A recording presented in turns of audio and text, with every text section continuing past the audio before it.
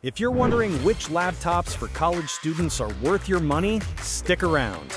After we run through each product, I'll give you my personal take. Would I buy it or would I skip it? No fluff, just my honest opinion. Let's get into it. Acer Aspire 5. This thing is the king of good enough, giving you solid performance for your daily Word docs and a million Chrome tabs without making your wallet cry, making it a great value. But man, the speakers sound like they're whispering from another room, and trying to play a real game on this is like trying to run a marathon with your legs tied together. Would I buy it? Yes, if my budget is tighter than my jeans after Thanksgiving and I just need a reliable machine to get my assignments done. Asus VivoBook 16. You get a nice big screen for your multitasking needs and a battery that will actually last through your classes without needing to hug a wall socket, unlike some other power-hungry machines. Just don't expect to do any serious 3D modeling on its weak integrated graphics unless you enjoy watching a slideshow. And its screen is dimmer than my future if I don't pass my finals. Would I buy it?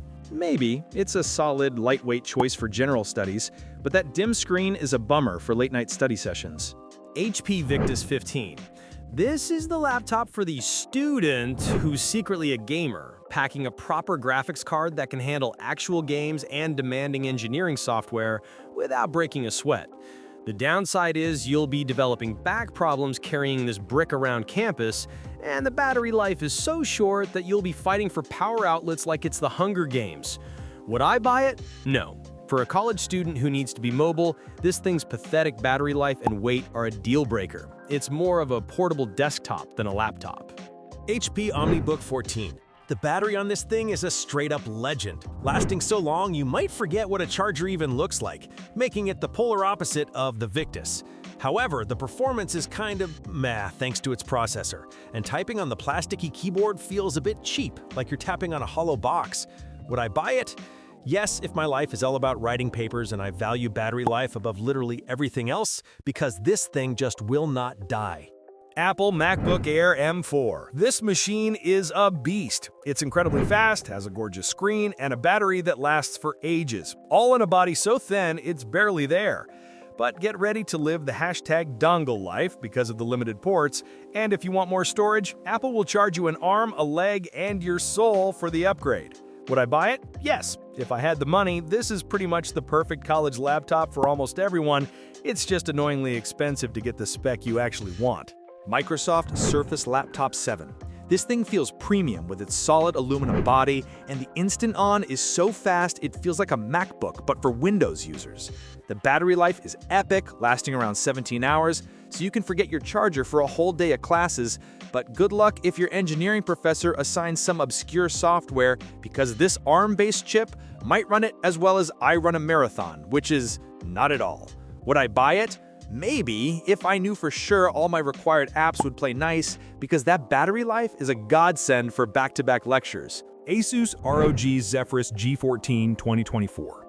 If your idea of studying involves dropping into a battle royale between classes, this is your weapon of choice. It's a thin little beast that runs demanding games smoothly on its gorgeous OLED display. Just be warned, this thing gets hot enough to double as a dorm room panini press. And while it's a gaming powerhouse, it's like bringing a bazooka to a knife fight when all you need is Google Docs. Would I buy it? No, because while gaming in the library sounds cool, having a laptop that doubles as a space heater is less than ideal for your lap and your grades. Dell XPS 139345. Dell basically created a supermodel with this laptop. It's ridiculously thin, light, and has a stunning OLED screen that makes everything look amazing. The problem is, this supermodel is a bit of a diva, giving you only 2 USB-C ports for everything, not even a headphone jack, and a capacitive touch bar that you'll accidentally hit more times than the snooze button. Would I buy it? No. I need to plug in a mouse and a flash drive at the same time without living that dongle life, and that touch bar would drive me insane during finals week. The Lenovo ThinkPad X1 Carbon Gen 13. This laptop is so ridiculously light you might actually forget it in your backpack, and its processor can handle more open Chrome tabs than a professional procrastinator. It's a practical beast with a ton of ports, HDMI, USB-A, all the good stuff. But let's be real, it has the design flair of a standard-issue textbook, which is to say, none at all. Would I buy it? Yes, because it's the sensible, reliable choice that won't die on you mid-thesis and has enough ports to connect to any projector a professor throws at you. Apple MacBook Pro M4. The battery life on this thing is so stupidly long, like over 28 hours, you'll forget where you left your charger. And the M4 chip is so fast, it makes opening your syllabus feel like you're launching a rocket. It's a content creation powerhouse, but unless your major is professional YouTuber, the performance is probably overkill for just taking notes. And it still has a 1080p camera, which is kinda lame for the price. Would I buy it? Maybe, if my parents were footing the bill, because that battery life and performance are unmatched, even if it costs a kidney. Samsung Galaxy Book 5 360. This thing is built like a tank and has a gorgeous 3K AMOLED screen that makes your Netflix shows look better than real life. Plus, it folds into a giant tablet for when you pretend to take notes in class. It's a bit of a chunky monkey though, so trying to use it as a tablet for more than 5 minutes is a serious arm workout. And the screen is so reflective you'll get intimately familiar with your own reflection during dark movie scenes. Would I buy it? Yes, if you want a premium laptop that doubles as a part-time tablet and a full-time mirror. Asus ZenBook 14 OLED. You get a jaw-droppingly beautiful OLED screen and a flagship Intel Core Ultra 9 processor that makes it feel way more expensive than it is, making it a fantastic value for anyone on a budget. But they totally cheaped out on the screen's refresh rate, locking it at a disgustingly choppy 60 Hz, and the base model's 8 GB of RAM is so pointless you might as well just set your money on fire. Would I buy it? Maybe, if you only care about gorgeous colors and don't mind a screen that moves like it's wading through thick mud. Asus ProArt PX13. For you artsy students, this is a portable little monster with a color-accurate 3K OLED screen and a proper RTX graphics card, making it perfect for video editing between classes. Just be prepared for the fan noise, because this thing screams up to 55 decibels, which is loud enough for everyone in the library to know you're definitely not studying. And the 60 Hz screen is so glossy, you'll mostly be looking at yourself. Would I buy it? No, unless you want to be the most hated person in every quiet study area. Gigabyte Aero X16. This laptop packs a big 16-inch screen with a buttery smooth 165Hz refresh rate and a powerful RTX 5070 graphics card, which is code for it's a fantastic gaming machine for all your late-night study breaks. However, its fancy AI features are pretty much useless, and some find the performance a bit disappointing for the specs, kind of like a sports car that can't get out of first gear. Would I buy it? Maybe, if you want a gaming rig disguised as a study tool and don't care about the gimmicky AI nonsense. HP ZBook Studio 16G11. This is a beast of a workstation that's surprisingly light for its size, packing serious graphics power that will chew through any engineering or design project you throw at it. But it's rocking a seriously old design with a pathetic 0.9 megapixel webcam that makes you look like a blurry mess, and the battery life is so short you'll be constantly hunting for a power outlet. Would I buy it? No, not unless you want to look like an abstract painting in every single one of your online classes. Acer SwiftGo 14 2024. This thing is so light and portable with a battery that lasts about 11 hours, you might actually forget you're carrying it until you have to type an essay on its mushy, tiring keyboard.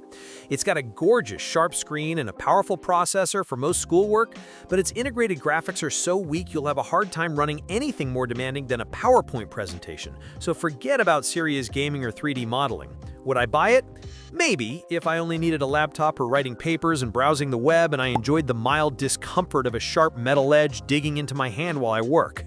Lenovo LOQ15 ARP9. If you want a game on a budget, this laptop's got you covered. With its solid NVIDIA GeForce RTX 4060 graphics and a beautiful 15.6-inch screen with a 144Hz refresh rate, all for a reasonable price. Just don't plan on going anywhere without your charger, because its battery life is a pathetic 3 hours. And its general productivity performance is so slow, you'll have enough time to question all your life choices while it loads. Would I buy it? No, because having to be constantly plugged into a wall makes this less of a laptop and more of a portable desktop with commitment issues. Acer Nitro V15. This laptop offers decent 1080p gaming performance and has a comfortable keyboard, which is great for both procrastinating on assignments and then frantically typing them out at the last minute. However, the screen is so washed out and lifeless, it makes sad beige influencers look vibrant, and the fans get so loud you'll drown out your professor's lecture and probably the fire alarm too. Would I buy it? No. While it gets the job done for gaming, that sad screen and jet engine fans are just too much of a buzzkill for everyday college use. Lenovo ThinkPad P1 Gen 7. This thing is an absolute beast. A mobile workstation built to military-grade standards that can handle heavy-duty tasks like video editing and even AI development without breaking a sweat. But bringing this to your average lecture is like using a bazooka for a fistfight. It's complete overkill unless you're an engineering or film student with very deep pockets. Would I buy it? No, it's way too much power and money for a typical student who just needs to survive 4 years of papers and ramen noodles. Thanks for watching. I hope this video helped you pick the laptops for college students for you. If you have any questions, drop a comment below. Links to all of these products mentioned in this video will be in the description.